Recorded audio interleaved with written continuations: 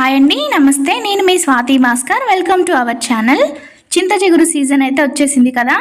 ఈరోజు చింత చిగురు ఉల్లి కారం ఎలా చేయాలో చూపించబోతున్నాను. మీరున్న ఏరియాలో చింత చిగురు రేట్ ఎంతో తెలిస్తే కామెంట్లో నాకు తెలియచేయండి.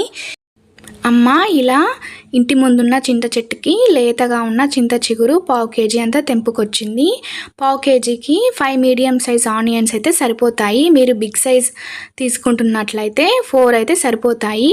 మీకు ఎంత చిన్నగా వీలైతే అంత చిన్నగా కట్ చేసుకోండి, చాలా టేస్టీగా వస్తుంది.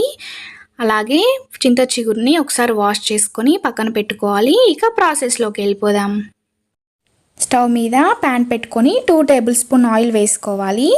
ఆయిల్ కొంచెం వేడయ్యాక 1 టేబుల్ స్పూన్ జీలకర్ర, 1/2 టేబుల్ స్పూన్ ఆవాలు, 1 టేబుల్ స్పూన్ అల్లం వెల్లుల్లి పేస్ట్, 1/2 టేబుల్ స్పూన్ పసుపు, కొంచెం కరివేపాకు వేసుకొని పోపును కొంచెం ఫ్రై చేసుకోవాలి. ఫ్రై చేసుకున్న తర్వాత మనం ముందుగా కట్ చేసి పెట్టుకున్న ఆనియన్స్, అలాగే వాష్ చేసి పెట్టుకున్న చింత చిగురు ఒకేసారి వేసుకొని ఒకసారి బాగా కలుపుకోవాలి. ఇలా ఒకసారి బాగా కలుపుకున్న తర్వాత మన టేస్ట్ తగ్గట్టు సాల్ట్ వేసుకోవాలి. అమ్మ అయితే 1 టేబుల్ స్పూన్ సాల్ట్ వేసింది. మీరు మీ టేస్ట్ తగ్గట్టు వేసుకోండి. మరొకసారి బాగా కలుపుకొని మూత పెట్టుకొని మీడియం ఫ్లేమ్లో కరెక్ట్గా 5 మినిట్స్ కుక్ చేసుకోవాలి.